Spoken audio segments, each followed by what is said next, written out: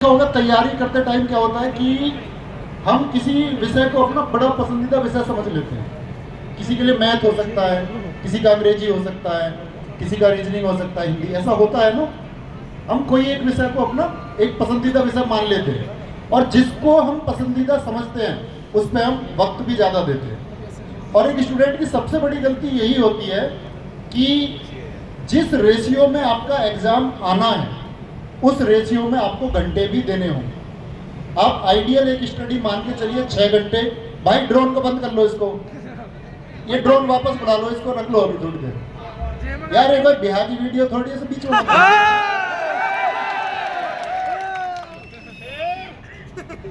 तो सबसे बड़ी कमी ये है कि हम उस बराबर रेशियो में मान के चलिए हम 8 घंटे पढ़ते हैं। बड़े ध्यान से सुनना। और कोई एक एग्जाम लेते हैं जिसमें 100 क्वेश्चन आते हैं, 4 सब्जेक्ट में 25-25 क्वेश्चन आते हैं, ठीक है। अब हम क्या कर रहे हैं कि हम 8 घंटे में 2-2 घंटे हमको सबको देने चाहिए। अब हम क्या कर रहे हैं, मैथ कर रहे हैं 4 घंटे, रीजनिंग मजा आ जाता है क्योंकि सवाल हो जाता है 3 घंटे कर रहे हैं, जीएस कितनी देर पढ़ी, 1 घंटा, कमजोर क्या रहेगा। अब मान के चलिए किसी का जीएस में इंटरेस्ट है, 4 घंटे जीएस पढ़ी और मैथ पढ़ा 1 घंटे, कमजोर क्या रहेगा। ये गलती है। बराबर टाइम दो और जब लगे कि मेरा जो सब्जेक्ट है अब इसमें कमांड बन गई है, रीजनिंग के लिए अब 2 घंटे देने की जरूरत नहीं है क्योंकि रीजनिंग तो मेरी कमांड अब बन चुकी है, तो रीजनिंग को 1 घंटे कर दो। अब रीजनिंग का बचा हुआ 1 घंटा किसको देना है, जो सब्जेक्ट कमजोर है। हिंदी को या अंग्रेजी को आपको लगता है कि भाई मेरी कमांड बन चुकी है, तो जिस विषय पर आपकी कमांड बन जाए उस समय को उसे दे दो जिस पर आपकी कमांड नहीं। तैयारी का मूल नियम तो ये है। अगर आप करते रहेंगे ऐसे कि नहीं जी मुझे मजा आ रहा गणित करने में और मजे के चक्कर में तुम्हें पता दुनिया बर्बाद है। जैसे अभी तुमने देखा, मतलब इस एज में रहता है ये एक्साइटमेंट कि लड़की कैसे बोली वहां से तो उठ के देख रहे सारे। सर ने आके बोला माँ का फोटो याद कर लेना, सबकी आंखें नीचे और जिंदाबाद जिंदाबाद। मतलब ये चीजें क्षणिक है, मोमेंटरी है। आपको मैं बताऊं कि माँ, पिताजी, घर की हालत, स्थिति जिसको देखनी होती है ना भाई, वो बिगर किसी के कहे देखेगा। मेरे कहने से तुम अपने घर की स्थिति देखोगे, तुमसे बड़ा मूर्ख कौन है फिर। अगर मेरे कहने से तुम पढ़ने बैठोगे, कोई बोले कि मुझे तो आपका चेहरा देख के मोटिवेशन आता है और मुझे बहुत अलग लेवल का जुनून आता, तो सबसे बड़ा मूर्ख है फिर। अगर किसी को देख के तुम्हें लगता है कि मुझे मोटिवेशन आ रहा है, जुनून आ रहा है, मतलब तुमने हमसे पहले आइडेंटिफाई नहीं किया। 20 वर्ष गुजर गए, 22 गुजर गए, 24 गुजर गए, 26 गुजर गए, क्या सीखने के लिए अब तक जीवन में कुछ आया ही नहीं था। सच में आया होगा। इसका मतलब क्या है कि हम एक क्षणिक बहकावा करते हैं। क्षणिक बहकावा कैसा कि मुझे तो तुम्हें देख के ही पढ़ने को मन करता है, मैं तो रातों को जागता हूं, मैं तो अपनी मां की मुस्कुराहट के लिए पढ़ रहा हूं। ठीक है, लेकिन क्या सच में उस दिखावे की जरूरत है। तो भाई सबसे पहले तो दिखावा करना बंद करना होगा। और जो लड़के पढ़ाई के टाइम पर कि जी मुझको फॉलो बैक कर दो, मेरे साथ कॉलैब कर लो, फोटो खींच के भेजूंगा उसको, उससे बोलूंगा नवीन सर से मेरी रोज बात होती है, मेरे बड़े करीबी हैं, तो ये सब चीजों से बचना होगा। अगर जिंदगी की कहते हैं ना कि रियल चीज आपको बनानी है तो रील से तो बचना होगा। तुम कहोगे कि तुम क्यों बना रहे हो, क्योंकि भाई मेरी नजर में शायद हम उस एक लेवल पे पहुंच चुके कि जहां शायद चीजें आरामदायक है। ऐसा नहीं कि करने को आगे नहीं है, कुछ करने को बहुत कुछ है। अभी आपका कहीं जाने का ड्रीम होगा तो हमारा भी कहीं पहुंचने का ड्रीम होगा, तो सबका होगा। अच्छा, दूसरी चीज क्या है, अब बात करते हैं कि भाई सभी लोग जानते होंगे इस बात को, हल्दी घाटी क्या है, राजस्थान क्या है, ये बताने की जरूरत शायद किसी को है नहीं। और जब हम कभी बताएं तो मैं ये कहता हूं कि किसी ना किसी का बलिदान छूट भी जाता है। हम किसी एक का नाम लेकर के और किसी एक का नाम लेकर के उसको छोटा नहीं कर सकते। इस देश में, इस राज्य में, इस प्रदेश में हजारों लोगों ने बलिदान दिए हैं, इस पूरे देश में दिए हैं। उन सबके बलिदानों की बात यह थी कि हम सीखते क्या हैं।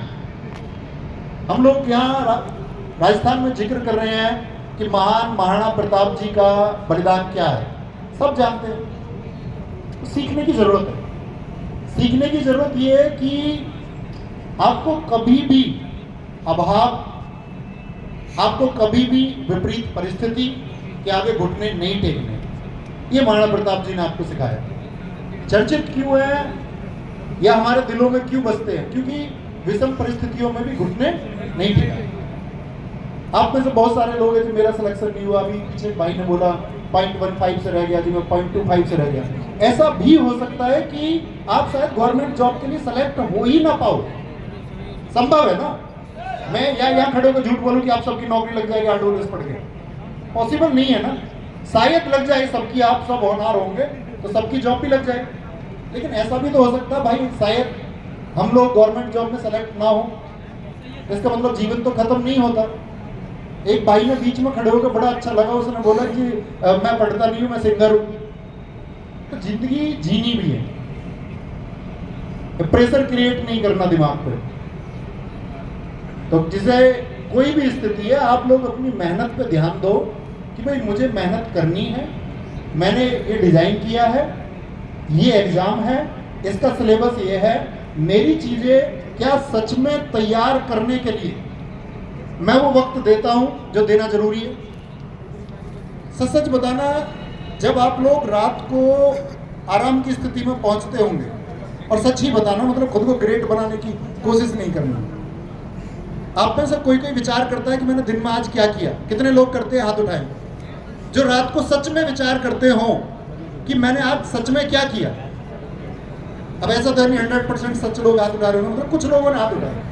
तो क्या ये सच में जरूरी नहीं है कि आप अपने पूरे दिन को जो आप बिता चुके हैं उसके बारे में एक बार विचार करें कि जो मैं सोच रहा था मैंने उसके लिए आज काम किया या नहीं किया? सोचना चाहिए। और मेरे दोस्त, जिस दिन सोच करके तुमको ये बेटर फीलिंग आएगी कि हाँ सच में मुझे गवर्नमेंट जॉब में सेलेक्ट होना था और उसके लिए मैंने आज का दिन उसी तैयारी में बिताया है, ये फील आने लगेगा तो आप तैयार हैं। कल आलोक राठी एक साथी का मैसेज आया और मेरी बात हुई उससे पिछली बार दिल्ली पुलिस के रिजल्ट में फेल होने के बाद में। उसने बोला जी तुम तो ये कह रहे थे कि सब कुछ कर लिया तो सिलेक्शन हो जाएगा। मैंने कहा भाई सिलेक्शन के लिए मैंने कभी नहीं बोला। आप लोगों ने मेरी क्लासेस देखी होंगी, मैंने कभी ये वादा नहीं किया कि भाई मेरी जीएस पढ़ लोगे तो इतना स्कोर कर दोगे।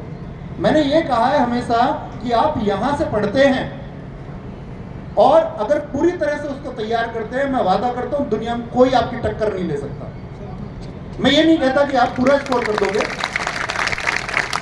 ये मेरा अपने स्टूडेंट्स पे भरोसा है और लोगों ने करके दिखाया भी है। कल आलोक राठी से मेरी बात हुई, एसएससी जीडी में 160 में से 160 स्कोर है। और कल मुझसे कह रहा था भैया आप कह रहे थे कि कर सकते हैं, तो मैं बस एक कमरे में बंद था और जब से दिल्ली पुलिस में सफल हुआ तब से इस एग्जाम के लिए पढ़ रहा था। और कल स्टूडियो में आएगा तो आपको अपनी सारी स्ट्रेटजी बताए, कल परसों जब भी आएगा बुलाया गया। तो छत पे जैसे उसने बोला कि मैंने खुद को कमरे में अकेला कर लिया। अकेले का मतलब क्या है कि आप जो करना चाहते हो उस लाइफ को जीते भी हो या नहीं जीते सर। क्या सच में तुम कैपेबल हो वो नौकरी लेने के? हम कह रहे हैं कि हम अपने मुस्कुराते पिता या मुस्कुराती माँ के चेहरे के लिए सफल होना चाहते हैं। तुमको दुनिया के, अगर मैं बात करूं मुस्कुराती माँ और हमको अपने मुस्कुराते पिता का चेहरा देखना, तो किसी की बेटी जो है या हमारी जो बहन है उसका भी सम्मान बनता है कि नहीं बनता? ये जागने का क्या मतलब होता है? लड़की बोल रही है जागते हो, तो खुद को भाई बेहतर बनाना है। एक सिपाही, इंस्पेक्टर, आईएएस, पीसीएस, उद्योगपति, नेता बनने से कुछ नहीं होगा। इस देश में नेताओं ने खुदकुशी की है, सफल आईएएस आईपीएस लोगों ने, सफल उद्यमियों ने। तो इसका कोई अर्थ नहीं है। अगर खुद को बेहतर नहीं बना पा रहे हो ना, तो फिर उस सफलता का कोई अर्थ नहीं। तो वो पोटेंशियल तुम्हारे अंदर होना चाहिए। मेरी गर्दन नहीं घूमेगी मतलब नहीं घूमेगी। और दुनिया में ऐसी कोई ताकत नहीं बनी, ये महाराणा प्रताप जी ने आपको सिखाया कि मैं अगर गर्दन नहीं घुमाऊंगा तो नहीं घुमाऊंगा, मैं पीछे नहीं हटूंगा तो नहीं हटूंगा। मेरी गर्दन तुम काट के ले जा सकते हो, लेकिन गर्दन मेरी तुम घुमा नहीं सकते। लोग परेशान हो रहे हैं। मोहल्ले में किसी ने बताया कि मैं लाइब्रेरी में जाता हूं और उनकी चर्चा दरअसल में लाइब्रेरी का पूरा दिन तैयारी में नहीं गुजरा। उसका दिन गुजरा तेरा मॉक में कितना स्कोर है, मेरा मॉक में कितना स्कोर है, पिछले मॉक में कितना था, अगले मॉक में कितना होगा। तो दूसरे के स्कोर से नहीं डरना, दूसरे को अपने साथ बढ़ाओ। अगर तुम्हारे अंदर ताकत है ना, उसको भी तैयारी करो। गलत तरीके से नहीं कि ये नीचे हो जाए, इसको मिसगाइड कर दूं मैं।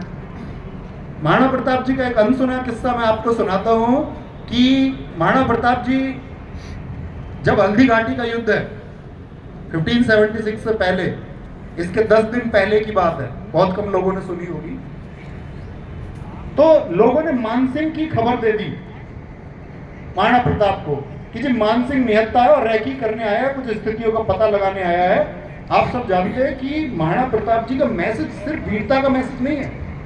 महाराणा प्रताप जी ने इस देश को मैसेज दिया है कि आपको हर वर्ग के व्यक्ति को अपने साथ लेना होगा। उनके साथ भील, राजा, हर जाति, हर धर्म का व्यक्ति है। आप लोग जातियों में, धर्मों में बटे हुए हो, करनी है हमको पढ़ाई है, हम खुद को बांटे हुए हैं। कहां पर? जाति, धर्म, इन चीजों पे हमारा डिस्कशन होता है, डिबेट होती है। महाराणा प्रताप जी ने मैसेज दिया कि मेरे साथ भील से लेकर के हर वर्ग का व्यक्ति है। तो लोग कहते हैं कि मानसिंह आज निहत्था है, इसको मार देते हैं, इसको गिरा देते हैं। उनका नहीं, निहत्थे को नहीं मारे, जिसके पास शक्ति नहीं है उसको नहीं मारेंगे। कल हल्दी घाटी के युद्ध में लड़ेंगे और कहते हैं महाराणा प्रताप जी के पास, आप लोगों को पता होना चाहिए, हमेशा 2 तलवारें थी कि कभी कोई व्यक्ति निहत्था हो जाए तो उसको भी एक तलवार दे देंगे। ये पोटेंशियल है। आप अगर इस बात पर खुश हो रहे हैं ना, आपके जो दोस्त है वो पढ़ाई में कमजोर हो रहा, नहीं, उसको भी तलवार देंगे।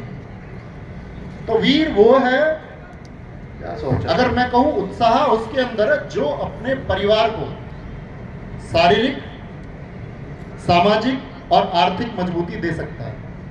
आपका परिवार सुरक्षित कब होगा? जब आप आर्थिक रूप से मजबूत हो, जब आप शारीरिक रूप से मजबूत हो।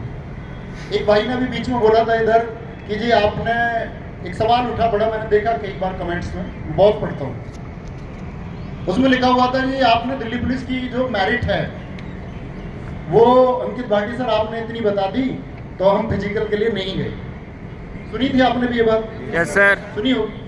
अच्छा ये पूछो तुम, ऐसा भी माइंडसेट क्या हो सकता है अगर वो सारे बच्चे जो कहने से नहीं गए फिजिकल देने, अगर वो सच में चले जाते सब फिजिकल देने, जो ये कह रहे हैं कि मेरा स्कोर इतना था, 75 था, 78 था, मैं तो 72 था, 70 था, आपकी वजह से नहीं गया, अगर वो सारे चले जाते, दौड़ लगा देते सारे, तो क्या मेरिट ऊपर नहीं जाती?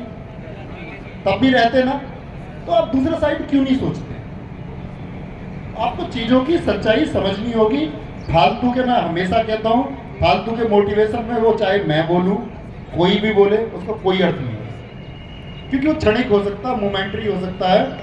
और कहते हैं कि जो स्थितियों या विषम परिस्थितियों में डिगते नहीं है, यानी डटे रहते हैं, कहते हैं विषम परिस्थिति और विषम समय में भी जिसने ना घुटने टेके उसके सामने विषम परिस्थिति और समय घुटने टेकते हैं। तो मतलब परिश्रम तब तक करना है जब तक पोटेंशियल है। नहीं है, किसी और फील्ड के लिए बने हो तो दिखावे में जीना नहीं कि भाई किसी और को सिद्ध करने के लिए पढ़ रहे हैं, पापा भेज रहे हैं लाइब्रेरी, या मम्मी भेज रही है लाइब्रेरी, या भाई भेज रहे हैं, भाई फिर विद्रोही बनना पड़ेगा। हो सकता है आप कल प्राइवेट सेक्टर में अच्छा कर दो। ये बिल्कुल जरूरी नहीं है कि आप गवर्नमेंट जॉब के लिए प्रिपरेशन कराते हैं तो आपका भविष्य सिर्फ सरकारी नौकरी है, ऐसा बिल्कुल जरूरी नहीं। अगर खुद का सपना है, हाँ अंदर से आया, मुझे क्यों वर्दी पहननी है, मुझे क्यों सरकारी नौकरी की जरूरत है, अगर खुद की इनर फीलिंग है तो फिर दम लगा के करें, पर उसमें एक्सक्यूज नहीं होने चाहिए। और याद रख लेना, जो आपका समय है वो बर्बाद नहीं होना चाहिए। आपको भी पता है समय आपका कहाँ बर्बाद होता है और कहाँ बचता है। अगर इसके लिए कोई आपको बता रहा है कि समय आपका कहाँ बचेगा तो फिर उसको कोई अर्थ नहीं। तो मैं ये कहना चाहता हूँ आपसे कि आप वास्तविकता के साथ जिए, जो ख्याली दुनिया उससे बाहर आ जाओ, क्योंकि हकीकत शायद आपको आज ना पता हो, आप किसी के आश्रित हो, भाई आपको पढ़ाते हो, पिताजी पढ़ाते हो, मामा पढ़ाते हो, किसी के भी द्वारा आप पढ़ाए जा रहे हो, कल हकीकत दुनिया की शायद आपके सामने आ जाएगी। और अगर नहीं फेस करना चाहते उस मोमेंट को, क्योंकि आप सब जानते हैं कि समय गया तो गए, वापस तो आना है नहीं, तो या तो अभी जियो या फिर हाथ बोलते ना कि मलते रह जाओ, तो या तो हाथ मल लेना या फिर खुद को कामयाब बना लेना। इसका जो भी चुनाव है या जो तय करोगे वो तुम करो। तो बस एक छोटा सवाल है मेरा, बिना किसी शोर शराबे के जवाब देना कि कर जाओगे ना? Yes sir. और एक यस बहुत जबरदस्त आनी चाहिए, करके दिखाओगे ना? यस। तो करके दिखाना है और सफल हो जाना है। ख्याल रखिए। नमस्कार सर शायरी सर सर